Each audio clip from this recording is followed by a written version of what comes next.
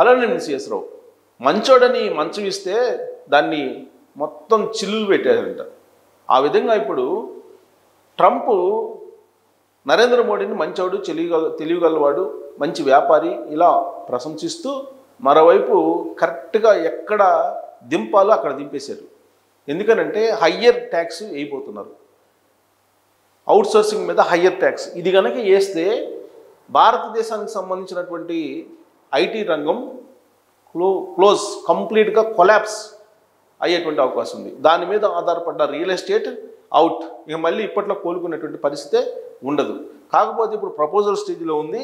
బహుశా ఈ వారంలోనే అక్కడ ఉండేటువంటి కాంగ్రెస్లో పెట్టేటువంటి అవకాశం ఉంది. ఆల్రెడీ సెనేట్లో, కాంగ్రెస్లో రెండింటిలో పాస్ అయితే కనుక హయ్యర్ ట్యాక్స్ అనేది ఒక పెద్ద పిడుగు లాంటి బాంబ్ భారతదేశం మీద అమెరికా వేసిందనుకోవాలి. ఇది ప్రపోజల్ హయ్యర్ ట్యాక్స్.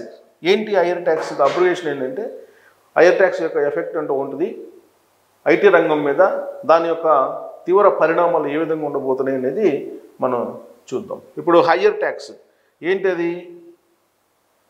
ఈ పదం హయ్యర్ ట్యాక్స్ అంటేనే అదిరిపోతున్నారు అందరూ. ఏంది? Halting international relocation of employment act 2025. ఇది అవుట్సోర్సింగ్ మీద దాదాపుగా 25% ట్యాక్స్ అవుట్సోర్సింగ్ పేమెంట్స్ మీద. అంటే మీకు అందరికీ అర్థమయ్యేటట్టు చెప్పాలంటే, సపోజ్ అమెరికా నుంచి ఒక ప్రాజెక్టు ఒక కంపెనీ తీసుకొచ్చింది. ఆ కంపెనీ ఆ ప్రాజెక్ట్ని కంప్లీట్ చేసి అమెరికాలో ఉండేటువంటి దానికి అక్కడ కంపెనీకి ఇస్తుంది. వాళ్ళు అక్కడి నుంచి పేమెంట్ పంపిస్తారు. ఆ పేమెంట్ మీద 25% ట్యాక్స్ వేస్తున్నారు. మామూలుగానే 15 to 20% మార్జిన్ ఉంటుంది. అవుట్సోర్సింగ్లో ఈ ప్యాకేజీలు వాళ్ళు తీసుకొచ్చుకొని మళ్ళీ వాళ్ళకి కంప్లీట్ చేసి ఇస్తే ఒక 15 నుంచి 20% ప్రాఫిట్స్ ఉంటాయి ఐటీ కంపెనీలకి. ఆ ప్రాఫిటే ఇప్పుడు ఈ కంపెనీలు నడవడానికి కారణం. ఇప్పుడు ఇండియన్ బేస్డ్ కంపెనీలు అనేకం ఉన్నాయి. ఇవన్నీ కూడా అమెరికా మీద ఎక్కువ ఆధారపడ్డాయి. దాదాపుగా ఐటీ రంగంలో నిపుణులు చెప్తున్న దాని ప్రకారం, ఐటీ ఎక్స్పెక్ట్ చేస్తున్న దాని ప్రకారం అమెరికా నుంచి దాదాపు 70% ఆధారపడింది ఐటీ రంగం. అమెరికా మీద 70% ఆధారపడి ఉంది. అంటే ఈ 25% ట్యాక్స్ కనుక వేస్తే రీపేమెంట్స్ మీద ఇక మిగిలేది ఏముండదు ఐటీ కంపెనీలకి. ఇప్పటికే ఆర్టిఫిషియల్ ఇంటెలిజెన్స్ రావడంతో దాదాపుగా 40% ఎంప్లాయ్మెంట్ కోల్పోతూ ఉన్నాయి. ఐటీ రంగంలో ఉండేటువంటి ఎంప్లాయీస్ దాదాపుగా రాబోయేటువంటి రోజుల్లో 40 నుంచి 60% ఇంటికి వెళ్లాల్సిన పరిస్థితి అని చెప్పి ఎవరు చెప్తున్నారు? అలెన్ మాస్క్ చెప్తున్నారు, సుందర్ పిచ్చై చెప్తున్నారు, సత్య నాదెండ్ల చెప్తున్నారు. ఇలా ఐటీ దిగ్గజాలు అందరూ కూడా ఎక్స్పెక్ట్ చేస్తున్నారు, వాళ్ళ అభిప్రాయాలు చెప్తున్నారు. ఇప్పటికే ఆల్రెడీ అనేక మందిని తొలగిస్తూ వచ్చారు. అన్ని కంపెనీలు ఇప్పుడు ఆల్మోస్ట్ ఉద్యోగులను తొలగించేటువంటి కార్యక్రమంలో ఉన్నాయి. Middle level, above middle level వాళ్ళని ఆల్మోస్ట్ రిమూవ్ చేస్తూ ఉన్నారు, చాలా వరకు తగ్గించేసుకుంటున్నారు. ఫ్రెషర్స్కి అవకాశాలు ఇవ్వట్లేదు. బిలో మిడిల్ లెవెల్ వాళ్ళు మాత్రమే ఇప్పుడు వర్క్ చేయించుకుంటున్నారు. ప్లస్ ఆర్టిఫిషియల్ ఇంటెలిజెన్స్కి కన్వర్ట్ అయ్యేటువంటి వాళ్ళని, ఎక్స్పర్ట్స్ని మాత్రమే ఇప్పుడు ఉంచుకుంటున్నారు. వీళ్ళనంత వరకు ఖర్చులు తగ్గించుకునే ప్రయత్నంలో ఉన్నటువంటి ఐటీ కంపెనీల మీద ఇప్పుడు పిడుగు లాంటి డెసిషన్ ట్రంప్ తీసుకున్నారు. ట్రంప్ తీసుకున్నటువంటి నిర్ణయం అమెరికాలో ఇప్పుడు ఐటీ రంగం గజగజలాడిపోతుంది. ఈ మధ్యకాలంలో ట్రంప్ తీసుకుంటున్నటువంటి నిర్ణయాలు, అనేక నిర్ణయాలు, ఆయన వచ్చినప్పటి నుంచి, రెండోసారి అధ్యక్షుడు అయినప్పటి నుంచి రోజుకొక డెసిషన్ తీసుకుంటున్నారు. రీసెంట్ వరకు కూడా రెసిప్రోకల్ ట్యాక్స్ అన్నారు. ఆ ట్యాక్స్కి సంబంధించిన గందరగోళాన్ని సృష్టించారు. రష్యా నుంచి ఆయిల్ కొనుగోలు చేస్తుంది భారతదేశం అని చెప్పి ఫస్ట్ 25% వేశారు ట్యాక్స్. ఆ తర్వాత దాన్ని 50% చేశారు. రీసెంట్గా మళ్ళీ కొన్ని నెగోషియేషన్స్, అమెరికా నుంచి ఆయిల్ కొనుగోలు చేయడానికి భారతదేశం సిద్ధపడింది కాబట్టి కొంత నెగోషియేషన్స్ ఇచ్చారు. ఇప్పుడు హయ్యర్ పేరుతోటి అవుట్సోర్సింగ్ పంపించినటువంటి దాని మీద, దానికి ఇచ్చే అమౌంట్ మీద 25% ట్యాక్స్ వేయడం అని అంటే జాబ్స్ ఏ స్థాయిలో పోతాయో ఎక్స్పెక్ట్ చేయొచ్చు ఐటీ రంగంలో. వన్స్ ఐటీ రంగం కనుక దెబ్బతిందని అంటే ఇక భారత ఆర్థిక వ్యవస్థ పరిస్థితి ఏంటి అనేది మీరు ఆలోచించుకోవచ్చు. అందుకే అంతర్జాతీయంగా భారత్ ఎదుగుతున్నటువంటి ఆర్థిక వ్యవస్థ ప్రస్తుతం 5వ ప్లేస్లో ఉంది. రాబోయేటువంటి రోజుల్లో 4వ ప్లేస్లోకి వస్తుందని చెప్పి ప్రపంచవ్యాప్తంగా భావిస్తున్నారు. ఆర్థికవేత్తలందరూ కూడా అంచనా వేస్తున్నారు. ఒక్క ట్రంప్ మాత్రం డెడ్ ఎకానమీ ఇండియా అది అని చెప్తున్నారు. కరెక్ట్గా ఆయన ఏదైతే అన్నారో దాన్ని చూసేలాగా ఇప్పుడు ఐటీ రంగం మీద దెబ్బేశాడు ట్రంప్. రీసెంట్గా రెమిటెన్స్ వేశాడు. ఇప్పుడు అమెరికాలో ఉండేటువంటి మన వాళ్ళు ఇక్కడికి పంపిస్తారు అమౌంట్, దాని మీద ఉండేటువంటి ట్యాక్స్ను కూడా పెంచబోతున్నారు అని చెప్పి మనం విన్నాం. అది పెంచితే అక్కడ ఉండేటువంటి మన వాళ్ళు ఇక్కడికి పంపించరు డబ్బులు, ఎందుకంటే ట్యాక్స్ వేస్తున్నారు కాబట్టి. ఇప్పటివరకు 1% ఏముండేది, దాన్ని 5% చేసేటువంటి ఆలోచన ఉంది అని చెప్పి అంటున్నారు. మధ్య మార్గంగా 3% చేసినా అది భారమే ఇక్కడికి అమెరికా నుంచి ఇక్కడ పంపించాలంటే. సో ఎన్ఆర్ఐలు కనుక పంపించకపోతే, అమెరికాలో ఉండేటువంటి వాళ్ళ డబ్బులు కనుక ఇక్కడికి రాకపోతే హైదరాబాద్లో రియల్ ఎస్టేటు టోటల్గా అవుట్. ఇప్పుడు హయ్యర్ అనే దాన్ని ట్యాక్స్ ఇప్పుడు ప్రపోజల్ ఉంది. ఈ హయ్యర్ ట్యాక్స్ని కనుక ఫైనల్ చేస్తే ఇక హైదరాబాద్ రియల్ ఎస్టేట్ అనేది కుప్పగోలటమే, నిలువున కుప్పగూలేటువంటి అవకాశం ఉంది. అంతకు మించి మరో మార్గం లేదు. ఎందుకంటే మన జీడిపిలో, భారతదేశ జీడిపిలో కానీ లేదంటే తెలంగాణ జీడిపిలో కానీ బడ్జెట్లో ఎక్కువ భాగం, మేజర్ భాగం, సింహభాగం అంటారు దాన్ని, అది ఐటీ రంగానికి సంబంధించినటువంటి రాబడులు.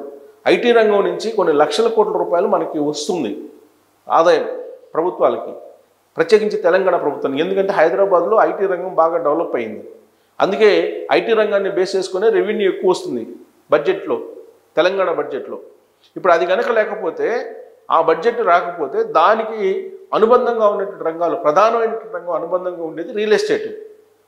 ఈ రియల్ ఎస్టేట్లో ఇప్పటికే కొనారిల్లుతుంది.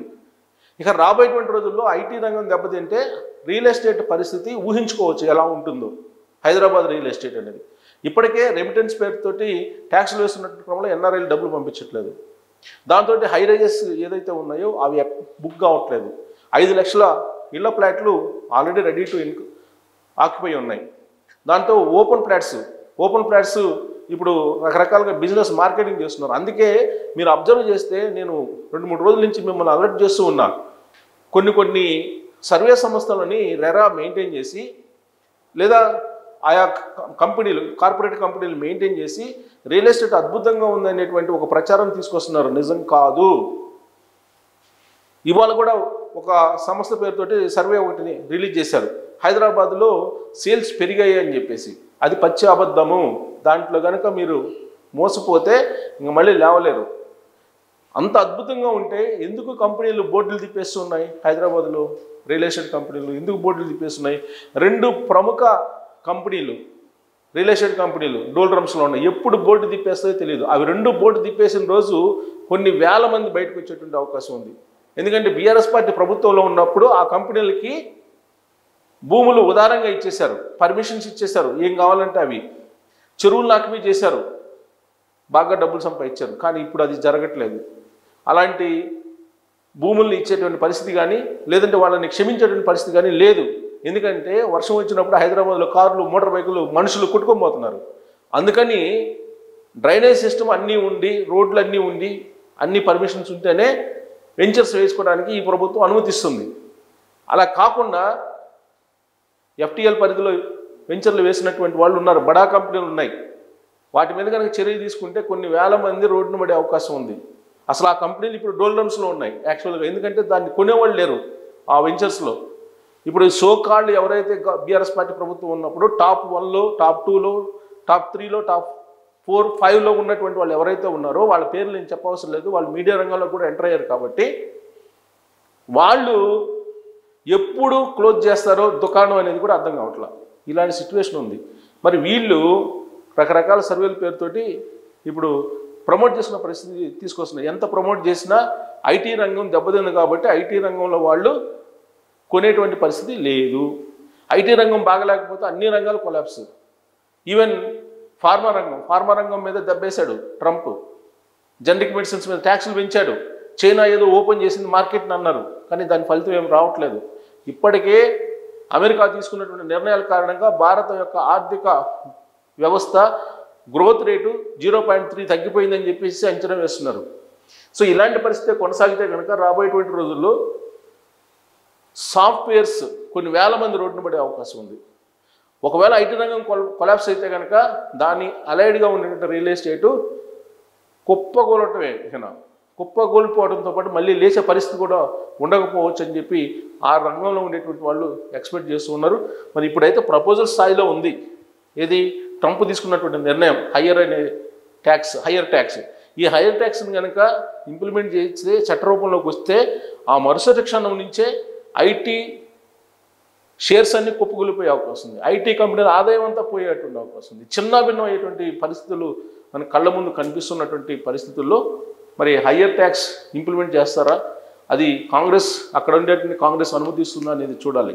అయితే హయ్యర్ ట్యాక్స్ సంబంధించి ఆల్రెడీ ఇక్కడ మనకు భారతదేశంలో ఉన్నటువంటి కాంగ్రెస్ పార్టీకి సంబంధించినటువంటి మేధావులు కొంతమంది ఉన్నారు.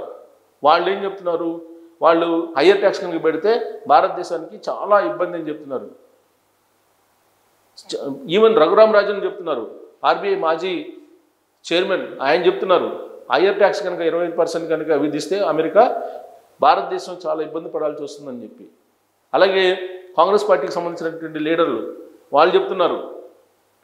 సో ఇలా నిష్ణాతులు చెప్తున్నారు. కాబట్టి ప్రమాదం పొంచి ఉంది. పిడుగు లాంటి వార్తను ఇప్పుడు భారతం యొక్క నెత్తిని వేశారు. అప్పుడేమో హౌడు మోడీ అని చెప్పి అక్కడికి వెళ్ళారు ట్రంప్. నమస్తే ట్రంప్ అంటూ ఇక్కడ తీసుకొచ్చారు ట్రంప్ని నరేంద్ర మోడీ గారు. చివరికి సీన్ కట్ చేస్తే భారతదేశం మీద ఎలా నాట్యం ఆడుతున్నారు ట్రంప్ అనేది మీకు అర్థమవుతుంది. మరి ఈ నిర్ణయాల మీద మీరు అభిప్రాయం ఏంటి, అలాగే వీళ్ళిద్దరు రిలేషన్ మీద మీకున్నటువంటి ఒపీనియన్ ఏంటి అనేది మీరు ట్రోల్ చేయొచ్చు. Thank you.